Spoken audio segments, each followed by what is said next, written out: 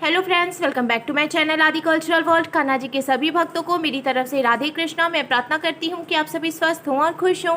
देखिए, आज हम लड्डू गोपाल जी के लिए ये बहुत ही सुंदर सा पजामा बनाएंगे। आप देख सकते हैं इसका लुक कितना ज़्यादा खूबसूरत लग रहा है। यहाँ ऊपर की तरफ से हमने डोरी भी लगाई हुई है, जिससे कि हम बहुत आसानी से कान्हा जी को ये पजामा पहनाकर फिर डोरी बांध सकते हैं, क्योंकि जो कमर है ना वो मैंने ढीली रखी है, जिससे कि कान्हा जी को पजामा पहनाने में बिल्कुल भी प्रॉब्लम नहीं हो। बहुत आसानी से पहनाने के बाद फिर यहाँ से हम डोरी बांध देंगे। पजामा बनाना बहुत आसान है। मैंने बहुत ही सिंपल तरीके से ये पजामा बनाना बताया है, तो प्लीज़ वीडियो को लास्ट तक देखिएगा, जिससे कि आप बहुत आसानी से बनाकर कान्हा जी को पहना सकते हैं। अगर आप ड्रेस से रिलेटेड या फिर वीडियो से रिलेटेड कोई नॉलेज चाहते हैं या फिर कोई क्वेश्चन पूछना चाहते हैं तो मुझे मेरे इंस्टाग्राम पर पूछ सकते हैं। मेरा इंस्टाग्राम हैंडल है आदि कल्चरल वर्ल्ड 268।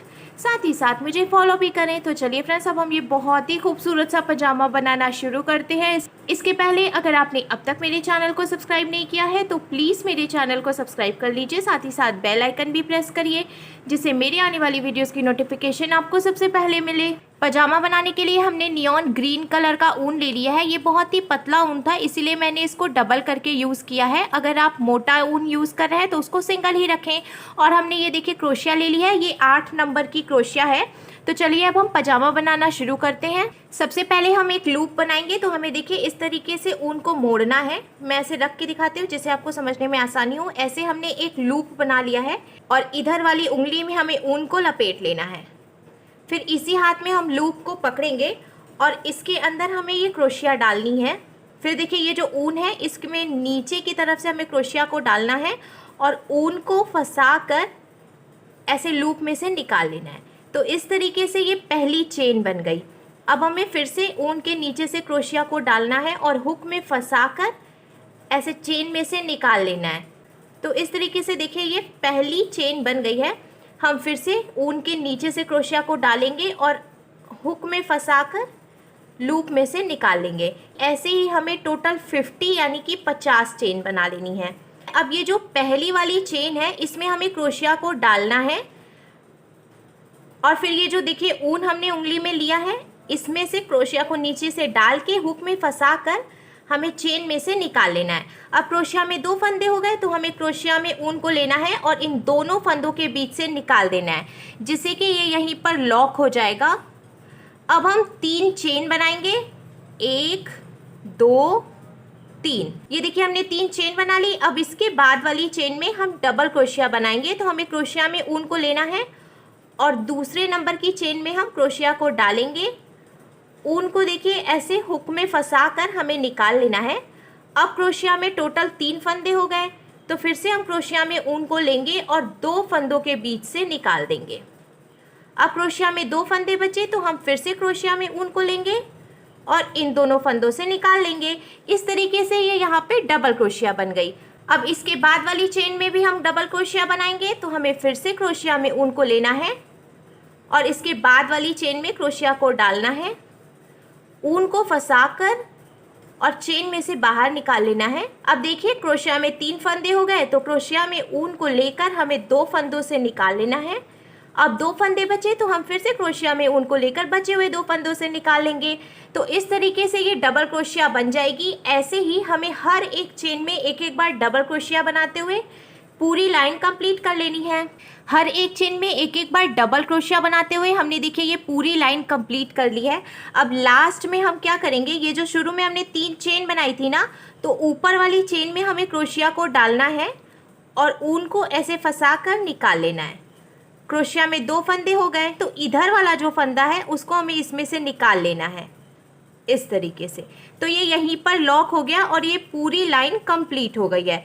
अब हम फिर से 3 चेन बना लेंगे, 1 2 3 चेन बनाने के बाद हमें हर एक चेन में फिर से एक एक बार डबल क्रोशिया बना लेनी है। ऐसे ये दूसरी लाइन भी कंप्लीट करनी है। दूसरी लाइन में भी हमने देखिए हर एक चेन में एक एक बार डबल क्रोशिया बनाते हुए कंप्लीट कर लिया। अब लास्ट में फिर से जो ये खुला हुआ है तो हम इसको लॉक करेंगे। तो जो शुरू में हमने 3 चेन बनाई थी, ऊपर वाली चेन में हमें क्रोशिया को डालना है और ऐसे ऊन को फंसाकर निकाल लेना है। क्रोशिया में 2 फंदे हो गए, तो अब इधर वाले फंदे को हमें इस वाले फंदे में से निकालना है।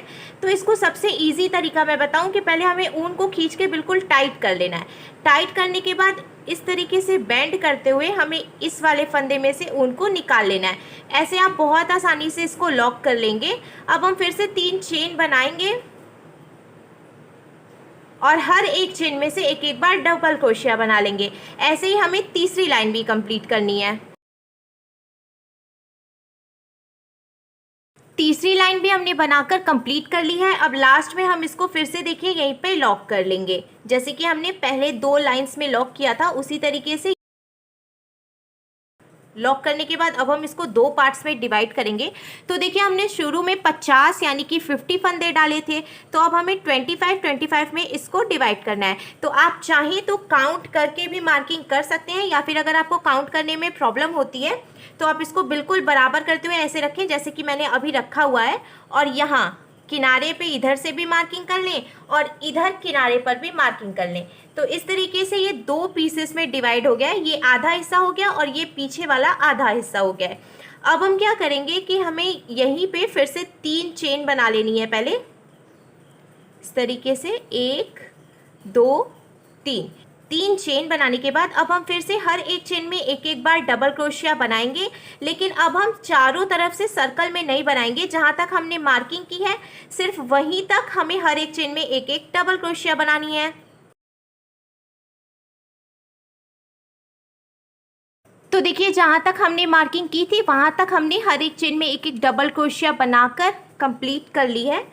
यानी कि ऐसे हम अगर करके देखेंगे तो आधे हिस्से में हमने डबल क्रोशिया बना ली, यहाँ से और यहाँ तक हमने देखिए मार्किंग की थी। अब हमें इसको यहीं से मोड़ लेना है। मोड़ने के बाद हम फिर से 3 चेन बनाएंगे, 1 2 3, और 3 चेन बनाने के बाद फिर से हमें हर एक चेन में एक एक बार डबल क्रोशिया बनाते हुए यहाँ जहाँ तक आधा हिस्सा है मार्किंग की है हमने, यहाँ तक कंप्लीट कर लेना है। इसी तरीके से हमें टोटल 5 लाइन बनानी है। इधर वाला जो आधा हिस्सा है इसको अभी हमें वैसे ही छोड़ देना है। देखिए 1 लाइन हमने पहले से बीन ली थी, उसके बाद 5 लाइन हमने और बीनी है, तो अब टोटल 6 लाइन कंप्लीट हो गई है। इसको जब हम इस तरीके से रखेंगे तो देखिए इसका शेप कुछ इस तरीके से आ जाएगा। अब हमें इसको लॉक करना है, तो हम क्या करेंगे, इसको बिल्कुल बराबर करते हुए यहाँ से यहाँ तक रखेंगे, और ये जो नीचे वाला हिस्सा है इसमें भी हमें क्रोशिया को लास्ट वाले फंदे में ऐसे डालना है और ऊन को फंसाकर निकाल लेना है। जैसे कि पहले देखिए यहाँ पे ये जॉइंट हो गया है। अब हम इसको लॉक करना शुरू करेंगे, तो इसके बाद वाले फंदे में देखिए हमें क्रोशिया को डालना है और ऊन को फंसाकर निकाल लेना है। अब क्रोशिया में 2 फंदे हो गए, तो हमें इस वाले फंदे को इसमें से निकाल लेना है। पहले हम ऊन को ऐसे टाइट करके खींचेंगे और फिर इसमें से निकाल लेंगे इस तरीके से। फिर इसके बाद वाले फंदे में हम क्रोशिया को डालेंगे और ऊन को फंसाकर निकाल लेंगे। 2 फंदे होंगे तो हमें इसको इसमें से निकाल लेना है।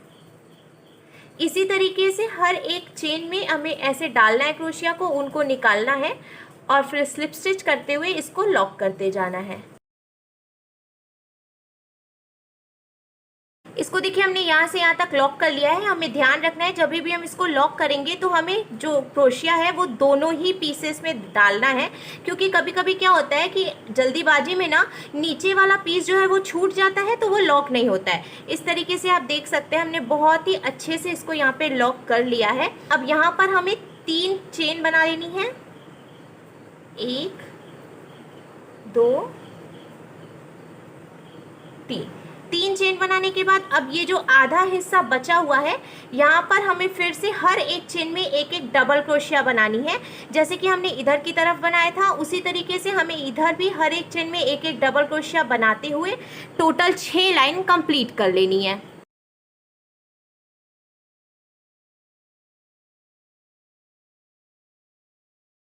इधर की तरफ से भी हमने देखिए टोटल 6 लाइन बीन कर कंप्लीट कर लिया है। अब जैसे हमने इसको यहाँ से यहाँ तक लॉक किया था ना, उसी तरीके से हम इधर की तरफ से भी यहाँ से यहाँ तक इसको लॉक करेंगे।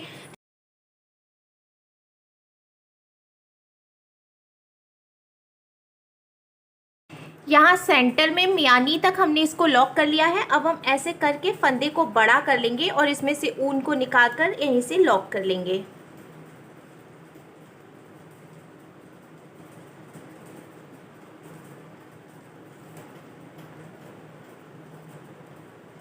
लॉक करने के बाद पजामा बनकर तैयार है। अब हमें इसको पलटकर सीधा कर लेना है। सीधा करने के बाद देखिए इसका शेप कुछ इस तरीके से आ जाएगा। अब यहाँ ऊपर की तरफ से हम डोरी डालेंगे। तो डोरी डालने के लिए हमने देखिए रेड कलर का ऊन ले लिया है। ये बहुत ही पतला ऊन था, इसीलिए हमने इसको डबल करके यूज़ किया है। अब किनारे से हम फिर से लूप बनाएंगे और इसके अंदर हमें क्रोशिया डालकर चेन बना लेनी है।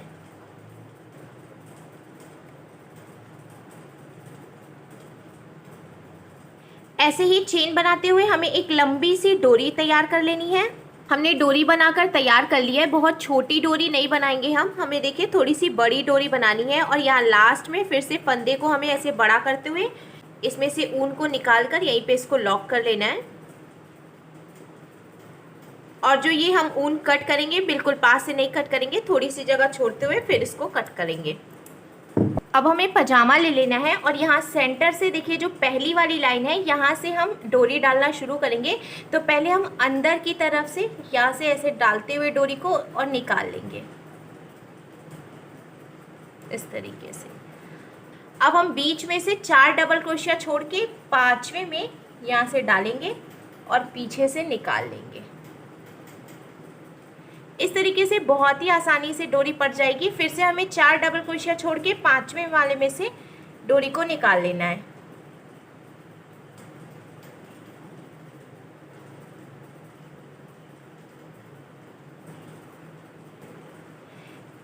ऐसे ही 4-4 डबल क्रोशिया छोड़ते हुए हमें चारों तरफ से डोरी डाल लेनी है। चारों तरफ से डोरी डालने के बाद अब पजामा बनकर बिल्कुल तैयार है। आप चाहें तो यहाँ देखिए जो डोरी है यहाँ पे आप पॉम-पॉम भी लगा सकते हैं, जिससे कि पजामे का लुक और भी ज़्यादा खूबसूरत हो जाएगा। या फिर अगर आप कुछ नहीं लगा रहे हैं तो ये जो एक्स्ट्रा ऊन है इसको हमें कट करके निकाल देना है।